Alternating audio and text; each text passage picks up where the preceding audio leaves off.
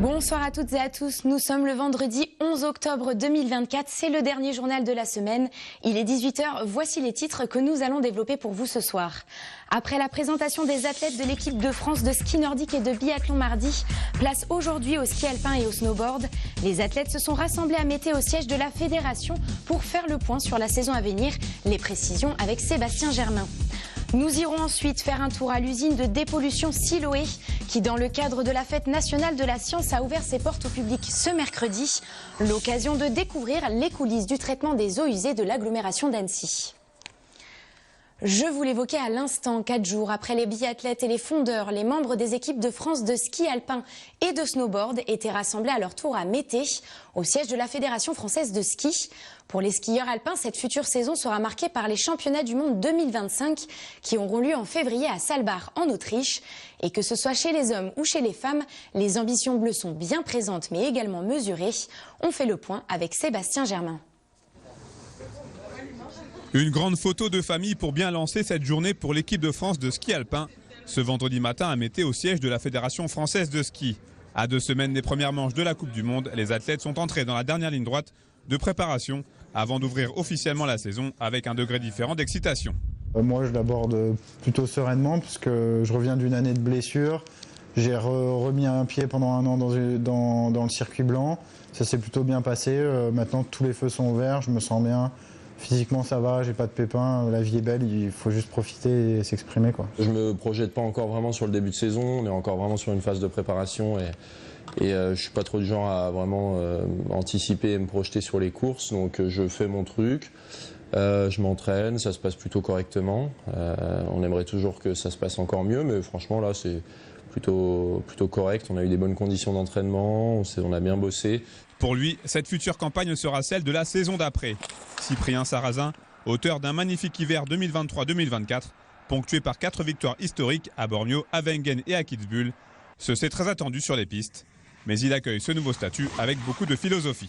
J'ai bossé pour que ça m'impacte le moins possible, que je continue à faire ce que j'aime faire et de la façon dont je le fais le mieux, c'est-à-dire en prenant du plaisir, sans me prendre la tête. Et puis voilà, la pression, c'est vous qui allez essayer de me la mettre. Et puis, mais il n'y a pas de... Franchement, tout se passe bien et voilà, je me suis préparé comme il fallait et puis ensuite on verra. Comme tous les 2 ans, le ski alpin aura droit à ses championnats du monde. Direction donc Saalbach en Autriche en février prochain.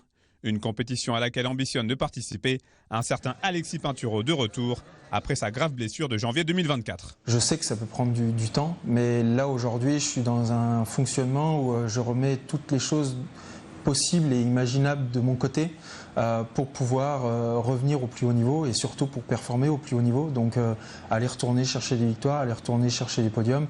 Il faudra être indulgent, je pense, cette année, clairement. Mais l'objectif, c'est de monter en puissance au fur et à mesure avec cette perspective-là. Chez les femmes, si la dernière victoire en Coupe du Monde remonte à mars 2022, l'élan des dernières saisons incite à l'optimisme. L'apprêté savoir les digérer, les Bleus semblent entamer un nouveau cycle. On sort d'un stage où on logeait tout ensemble, dans le même hôtel. On a réussi à s'entraîner ensemble et c'est vrai que c'est quand même sympa d'avoir finalement un groupe un peu plus conséquent par rapport à ces dernières années et avec des plus jeunes aussi. Donc voilà, ça amène un peu plus de légèreté et puis un peu du fun, quoi. C'est chouette. Après le départ de Tessa, il fallait combler un énorme trou, hein. C'est pas mince à faire. Mais voilà, on est quand même beaucoup à avoir des bons résultats, je pense, avec les jeunes qui arrivent, même en technique aussi, avec l'arrêt de Nastasia Noen, ça a vachement renouvelé en slalom. Donc voilà, ça restait pas comme si avec une personne qui performait. Voilà, il y a eu quand même beaucoup de belles choses. Comme il est de coutume, le coup d'envoi de la saison sera donc donné à Zolden en Autriche avec les épreuves techniques dès le 26 octobre. Pour la vitesse, il faudra patienter jusqu'à début décembre à Beaver Creek aux États-Unis. Depuis le 4 octobre se tient dans toute la France la fête de la science. À cette occasion, des milliers d'événements gratuits sont organisés jusqu'au 14 octobre pour aborder des sujets scientifiques auprès du grand public. Exemple à Crangevrier où l'usine de dépollution des eaux usées Siloé a ouvert ses portes aux curieux ce mercredi. Mise en service en 1997, elle traite l'eau des communes du bassin annécien, soit près de 234 000 habitants. Fanny Savard vous emmène à la découverte de son fonctionnement. Reportage. Savez-vous comment sont traitées les eaux usées? Bienvenue dans les coulisses de la plus grande usine de dépollution du syndicat mixte du lac d'Annecy. Je vais vous présenter rapidement le SILA, puis après on ira du général au particulier. Je vous présenterai chacun des ouvrages de l'usine dans la galerie de visite. Donc aujourd'hui on a 1300 km de réseau.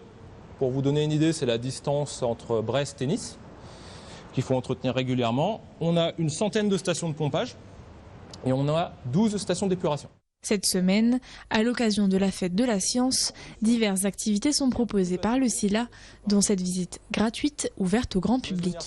C'est une possibilité pour nous de découvrir ce genre d'installation qui, malgré le fait que ce soit des installations publiques, ne sont pas accessibles au public à tout moment.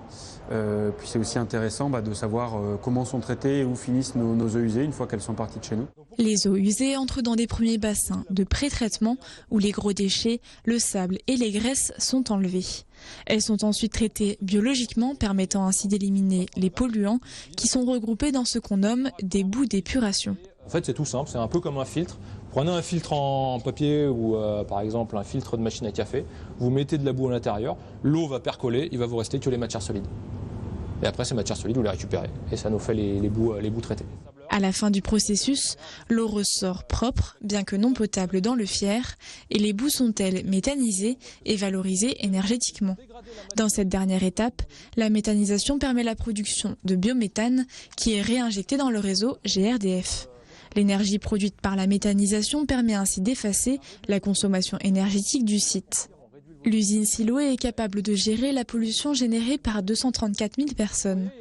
Mais après près de 30 ans d'activité, elle atteint ses limites face à un territoire qui accueille chaque année 15 000 nouveaux habitants. Ça fait partie des grands projets du SILA qui découlent de la politique des élus et surtout de la nécessité qu'on a de préserver l'environnement. C'est-à-dire qu'aujourd'hui, la station de Siloé arrive en capacité nominale, il va falloir qu'on continue à traiter les eaux. Donc on a l'obligation de faire cette usine complémentaire qui va pouvoir décharger ces usines et poursuivre le traitement de usées pour les prochaines années. Cette nouvelle usine devrait voir le jour à côté du site actuel à Crangevrier d'ici 5 ans.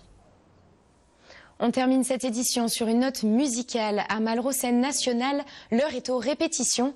Ce samedi, un concert inédit est prévu dans la salle de spectacle chambérienne où 5 festivals savoyards se sont associés pendant le Covid pour créer ce projet. La particularité de cette production, ils ont invité une compositrice singapourienne à créer 5 œuvres différentes. Réunies demain soir pour ce bouquet final, Fanny Savard vous en dit plus dans son reportage. Regardez.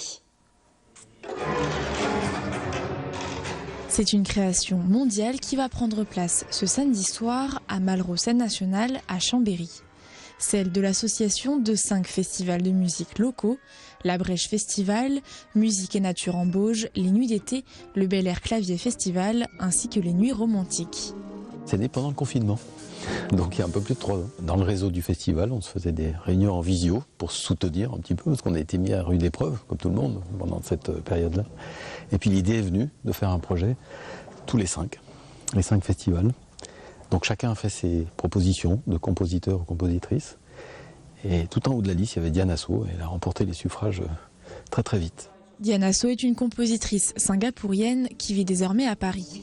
Elle accepte de créer une pièce pour chaque festival et décide d'y ajouter une contrainte, celle de pouvoir jouer chaque œuvre en même temps.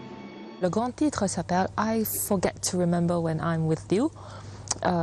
Et il a plusieurs titres pour plusieurs couches de cette pièce. Mais l'idée de cette pièce, c'est vraiment de faire un grand millefeuille et de empiler tout l'ensemble. Pour ce bouquet final, ce sont donc 5 groupes différents qui doivent s'accorder, soit au total près de 80 musiciens.